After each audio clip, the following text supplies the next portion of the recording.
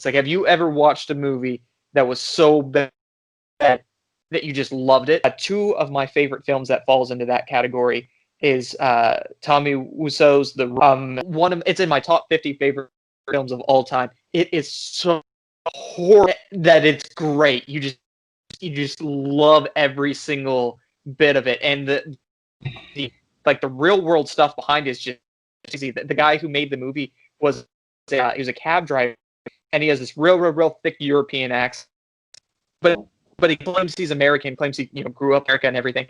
And when he decided to make this movie, he was a cab driver. Suddenly, just pulled like millions of dollars out of nowhere. Fund this movie, and so people think that maybe he was like money laundering and like all this weird stuff behind this movie. Find it, watch it. Well, that does remind me of and help me out here if you remember. So the guy that Eddie Murphy just played on Netflix. Dolomite, the Dolomite movie. So like that falls into that category. Like, it's so bad it's good. Mine, I would have to say, would be Kung Pao. I don't know if any of y'all saw the movie Kung Pao, but that movie was awful, but it was just pure gold, and I would watch it I will keep watching it.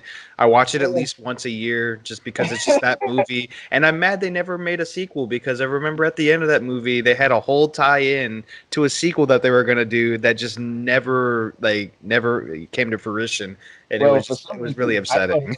I thought it was a serious movie. Like, I went to the movies to go see it, and like I was like, yeah, it's a karate film, so I was all hype about it, and I was like, what? Like he was like, what is this? What do you get when you cross an owl with a bungee cord? My ass. So I've never seen that movie before. But from my understanding, it's like it's a actual old school kung fu movie, and then they spliced the actor in, right? Is that? Yep. Mm-hmm. It's an old kung fu movie that they ended up just putting their faces over and then like adding audio to it. I still think to this day like that's like the best photoshopping I've ever seen, because like they got his head on there like perfectly. Like some of it I think was done on purpose to make look bad, but like for the most part like they did a pretty decent job splicing the head over the person's body in the movie. Yeah, that was a memorable. So it's not like that Bruce Lee movie. What was it? Game of Death. They just put like the cardboard cutout of Bruce Lee's head. Yeah, Game of Death. Yeah, they put like the cardboard cutout of Bruce Lee's head over the actor in one scene. And that's the famous one with the yellow suit and the black trim. Like, man. Yeah. Yes, they had to finish that movie. They were like, "Listen, we're not about to lose money on our investment. Let's just yeah, exactly. Use these angles and use the shadows." That's what they've done. I still really wish they made a sequel to that to Kung Pao. Yeah. Kung Pao was freaking stupid.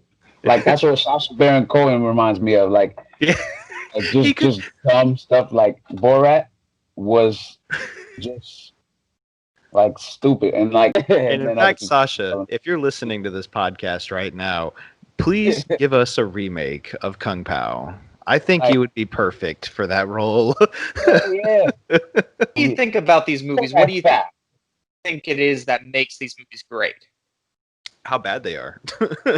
Yeah, like the humor behind how bad they are most of the time. Usually it's the humorous ones that are really bad that I think, tend to succeed in people's eyes, and kind of hold like for example, Kung Pao was so stupid, but there was so much like dumb humor behind it, that it kind of sits like a lot of my friend groups. That's probably one of their favorite comedies out there is Kung Pao, Yeah, you just remember all the stuff that goes on. Like, it's so crazy that you remember it. Just like even with the Tax Collector, like it being called the most atrocious viewing experience. What's that going to do? That's going to make people want to see it.